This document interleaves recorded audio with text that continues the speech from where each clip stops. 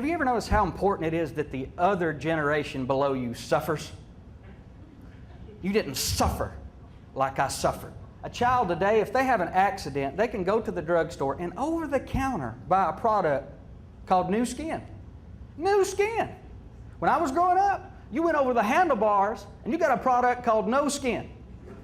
But you didn't have to worry about it too much because there was always some concoction to put on that, if you ever remember that. Mine was Bactine.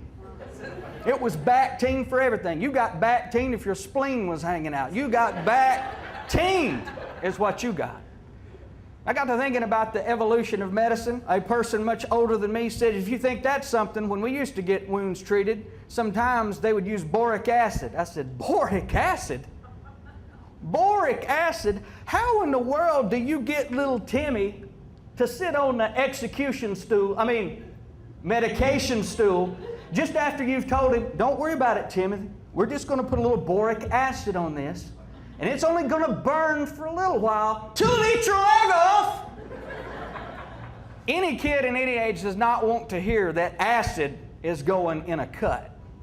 I got to thinking about medicine. Would it have hurt maybe to have named it something different? You know, for instance, you got to understand that words that you hear sound much, much different to a child. For instance, iodine, that sounds like I'm a dying. Hydrogen peroxide sounds like hydrogen homicide. Sulfur, suffer.